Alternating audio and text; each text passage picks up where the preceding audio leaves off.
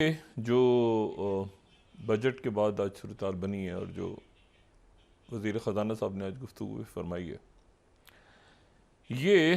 अ, ये पूरा इस सिस्टम के ऊपर एक और चार्जशीट है। वो कहते हैं ना, नेल इन द कॉफिन, ये वो है। और उस पर एक सवाल भी हुआ आज, उनसे एक सवाल भी पूछा गया। एक तो जो मीडिया की शख्सियात थी सामने, वो बिल्कुल ऐसा लग रहा था जैसे मतलब आमने सामने जो सवाल पूछने वाले थे वो बिल्कुल ऐसा लग रहा था जैसे हमास और इसराइल। अब ये छोड़ दें कि हमास कौन है, इसराइल कौन है, लेकिन बहरहाल इस तरह की एक सूरत हाल लग रही थी। और उसमें जो है वो किसी एक सवाल का जवाब नहीं था। ये जो शख्सियात सामने बैठी हुई थी, ये इसको कोई डिफेंड कर ही नहीं सकता। इस बजट को, इसको डिफेंड करना सबसे मुश्किल काम है। और इसीलिए मेरे ख्याल से उस सियासी शख्सियात ने ज़रा पीछे रहना मुनासिब समझा। ये टेक्नोक्रेट हैं, वज़ीर ख़जाना तो ये आए और इन्होंने बात भी सारी की, लेकिन मैंने फिर वही बात की कि इनका इशू नहीं है, इनकी ज़ात के हवाले से इशू नहीं है। इशू ये है दो चार बातें। पहली बात तो ये है कि ये पूरा जो अरेंजमेंट है ये बना क्यों था। इस अरेंजमेंट के बनने का मकसद ये था कि जो इससे पिछली हुकूमत थी, यानी अब तो 2-3 साल हो गए हैं ना, 2022 2.5 साल हो गए हैं, उस वक्त जो तहरीक इंसाफ की गवर्नमेंट थी वो जो है वो बड़ी हद तक जो है वो एक आइसोलेशन का एक फैक्टर आ रहा था कि उस वक्त जो है वो आइसोलेट हो गए हैं आप। और मतलब है कि कुछ ऐसी बातें हो रही थी और कुछ मामलात उस वक्त इस तरह के हुए भी थे। हमने इस प्रोग्राम में भी डिस्कस कर चुके हैं, बरादर ममालिक के साथ भी, बाकी भी। तो ये जो इंतहाई तजर्बाकार और ज़बरदस्त सेटअप आया था, तो उसका मकसद ये था कि एक तो ये कि ये आलमी तनाई से पाकिस्तान निकले। पाकिस्तान उस वक्त भी बहुत आलमी तनाई में वैसे नहीं था, इतना आलमी तनाई में पाकिस्तान नहीं था, ठीक है। और जाहिर है कि एक ब्लॉक्स बन रहे हैं और ये सारी सूरत हाल दुनिया में सारी, तो इतनी कोई आलमी तनाई नहीं थी, लेकिन बहरहाल कुछ मुल्कों में शायद नाराज़गी वगैरह थी सारी। अब ये जो शख्सियात आई सारी, तो इनका अपना कुछ ज़ाती काम तो कभी नहीं रुकता। इनके ज़ाती बिजनेसेस और कारोबार, और मैं यहाँ पे सियासतदानों की बात नहीं कर रहा, मैं एलिट की बात कर रहा हूँ। अब ये जो सवाल हुआ वहाँ पे उनसे कि जी आप ये ज़रा बताएं कि आपने ये जो पाकिस्तान में रहने वाली जो तनख्वाहें देने वाले लोग हैं उनकी स्लैब्स ऐसे लगता है जैसे वो कब्रों पे नहीं रखते, वो मतलब उनको आपने मुख्तलिफ स्लैब्स में डाल दिए। तो आप ज़रा ये बताएं कि आपने ख़ुद अपनी कफ़ायश, उनसे मुराद, आपसे मुराद ये कि जो एलिट है ना आप तो सारे, तो आपने अपने अराकीन और इतने हज़ार लीटर पेट्रोल और इतने हज़ार पता नहीं कितने किलोवाट और पता नहीं ये सारा बिजली और ये और वो सारे अल्ले तलल्ले और ये तरक्याती बजट और ये सारा कुछ और जहाज़ों के टिकट और यहाँ पे पार्लिमान लॉजेस और ये और वो सारा,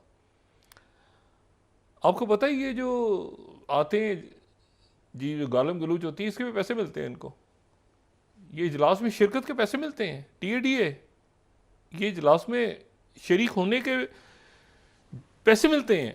अगर आप ज़्यादा कमेटियों में हैं, ज़्यादा उसमें, उसका भी पैसे होते हैं, बोर्ड मीटिंग्स ये वो सबके, ये सारा इसमें कोई जो है ना वो हर एक। और उसके बाद जनाब आप यहाँ पे ये देखें पंजाब हाउस और KP हाउस और ये हाउस, और उसमें फिर जाके देखेंगे लोग कौन से ठहरते हैं। वो आए होते हैं सारे फाइलें उठा के और साइन करवाने के लिए, जी ये साइन करा दो, उससे साइन करा दो, उससे साइन करा दो, सामने लड़ रहे हैं, फिर पीछे वही ये अलॉटमेंट करवा दो, ये करवा दो। तो सवाल ये है कि इन्होंने उसमें तो कुछ भी नहीं किया, सारा तो बोझ इन्होंने डाल दिया। दूसरी बात देखें, मैं बिल्कुल एक इंतहाई वही गैर मकबूल बात कर रहा हूँ, और ये बात शायद गलत भी है और शायद मुझे नहीं भी करनी चाहिए, लेकिन फिर भी मैं कर रहा हूँ क्योंकि अक्सर करता रहता हूँ। वो गलत बात है और मैं उसको बिल्कुल डिफेंड नहीं कर रहा। अब ये जो बात है ना कि जी हज़ारों लाखों लोग बाहर हैं मुल्क से, और वो जनाब उन्होंने असाइलम्स ली हुई हैं और किसी ने अपने रिश्तेदारों को बुला लिया, कोई ह्यूमन स्मगलिंग, ट्रैफिकिंग। और ये जो बात बिल्कुल दुरुस्त है। मैं एक दफ़ा गया, टर्की की बात ही मैं करता हूँ। वहाँ पर मुझे किसी ने बताया कि जी और मतलब है कि वहाँ के जो एक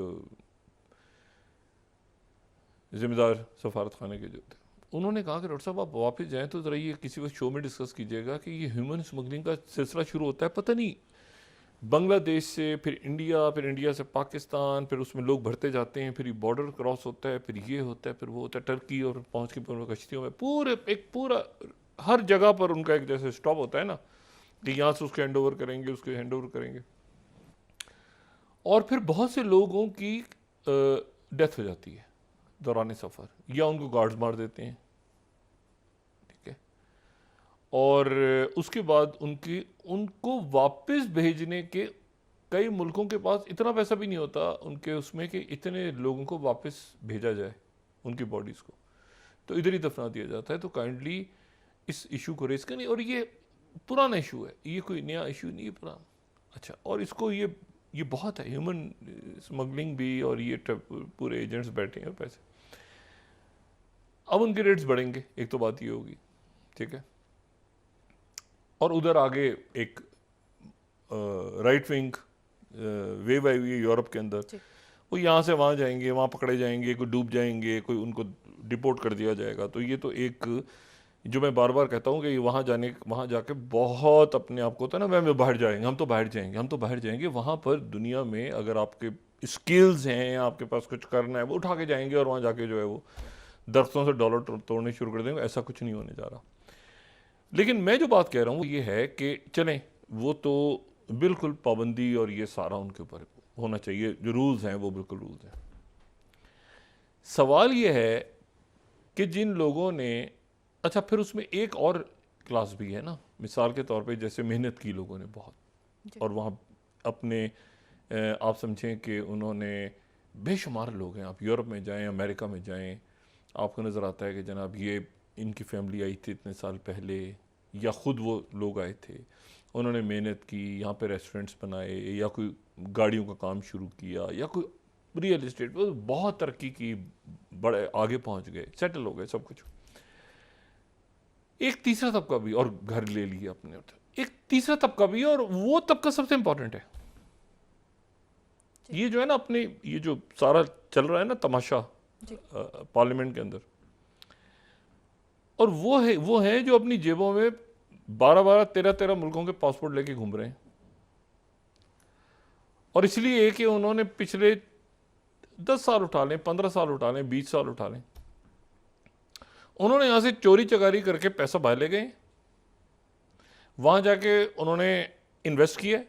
एक तो वो लोग हैं ना जिन्होंने अपनी जमा पूंजी इकट्ठी की और बाहर जाके कहीं से पासपोर्ट, वो उनको मैं इंक्लूड नहीं कर रहा इसमें, उनको छोड़ दें। एक वो है जो जिनका पैसा बाहर पड़ा है, ठीक है, और कहते हैं हमारा यहाँ है कुछ नहीं, हम तो बाहर का, ओ भाई हमारा कारोबार है, हम तो बाहर जाते हैं इधर। अभी भी आपको वो शख्सियत बात करते हुए नजर आते हैं दाएं बाएं, हमारे ताल्लुक है, हम आते हैं, हमारे कारोबारी लोग हैं, हम काम करते हैं अपना, और ये वो अल्लाह खैर।